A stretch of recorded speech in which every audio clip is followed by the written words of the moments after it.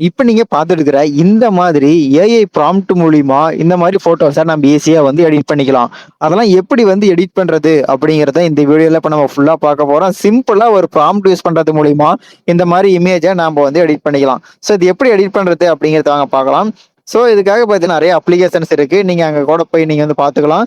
இல்ல அப்படின்னா ChatGPT open பண்ணிக்கங்க.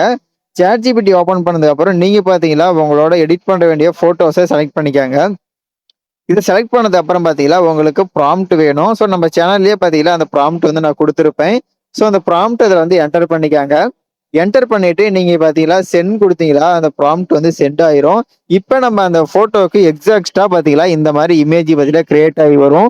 ஸோ இந்த இமேஜ் குவாலிட்டியும் பார்க்க போறீங்க. நான் ஒரிஜினலே காட்டிர்றேன். இந்த இமேஜ் குவாலிட்டி பாருங்க. ஸோ எவ்வளோ மோசமா இருக்கு, பிளர்ரா இருக்கா? ஸோ அவுட்புட் குவாலிட்டி நீங்களே பார்க்க போறீங்க. எந்த அளவுக்கு தெளிவா இருக்குன்னு. ஸோ அது மட்டும் இல்லாம, இந்த டெத் சீன் வரது பார்த்தீங்களா, உங்களுக்கு உங்க லவர்ஸ் ஃபோட்டோவும் நீங்க பார்த்தீங்கன்னா வச்சுக்கலாம். இல்ல ஏஐயே ஒரு ஃபோட்டோ வந்து கிரியேட் பண்ணணும் அப்படின்னு நெனைச்சாலும் நீங்க பார்த்தீங்கன்னா வந்து கிரியேட் பண்ணிக்கலாம்.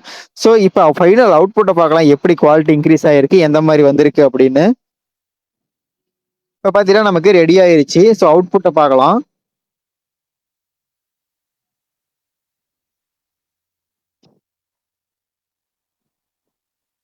ஸோ இதுதான் பார்த்தீங்கன்னா அந்த ஃபோட்டோ. எந்த அளவுக்கு குவாலிட்டியா வந்திருக்குன்னு நீங்களே இப்ப வந்து செக் பண்ணிட்டு இருக்கீங்க. ஸோ இந்த மாரி தான் பார்த்தீங்கன்னா Instagramல ரீசென்ட்டா ட்ரெண்டிங்ல இந்த மாரி ஃபோட்டோஸ் போயிட்டு இருக்கு.